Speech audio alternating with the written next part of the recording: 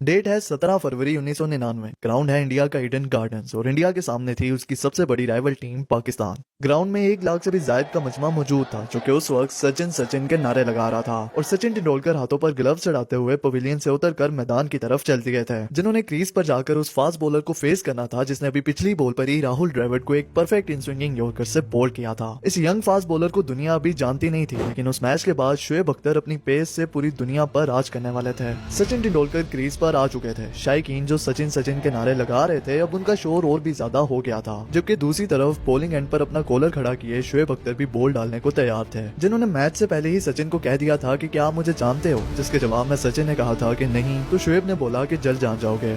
30 metre से भी लंबा रनअप लेकर जैसे ही शोएब अख्तर ने बॉल डाली तो वो बॉल भी एक इन स्विंगिंग यॉर्कर थी और सचिन तेंदुलकर आउट।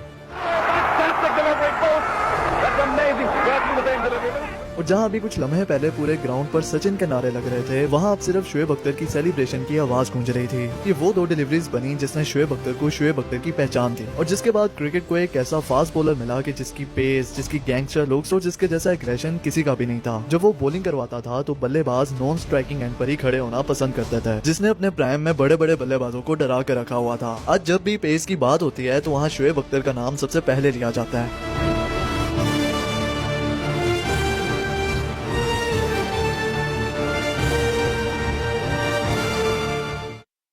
अर्ली 1994 लाहौर के कजाफी स्टेडियम में पीआईए की जानिब से ओपन ट्रायल्स रखे जाते हैं, जिसको हेड कर रहे थे एशियन ब्रेडमैन जहीर अब्बास। अब ओपन ट्रायल्स थे तो वहाँ नौजवानों का काफी रश था, लेकिन उस भीड़ में एक बॉलर ऐसा था जो बाकी सबसे तेज था। जब वो बॉलिंग करवाने आया तो उसकी पेस देखकर जहीर अब्बास पहली नजर में ही उससे इम्प्रेस हो गए और कहने लगे कि मुझे यही लड़का चाहिए, और इस तरह से वो बॉलर पार्ट बनता है पाकिस्तान के डोमेस्टिक सर्किट का।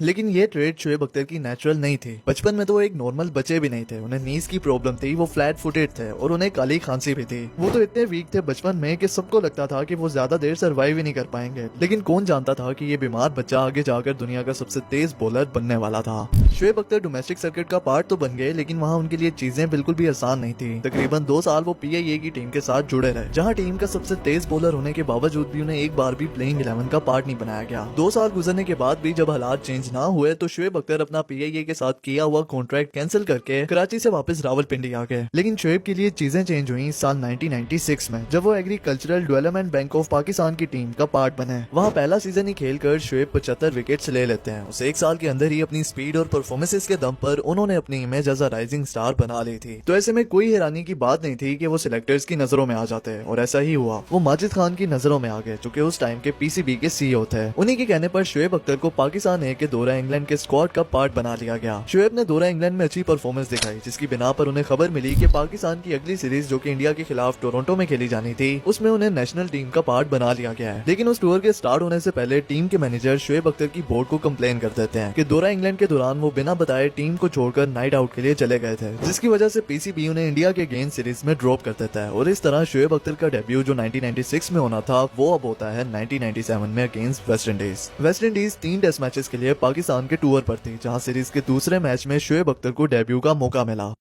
Shoaib Akhtar. I have seen him bowling pretty fast in the first class matches here.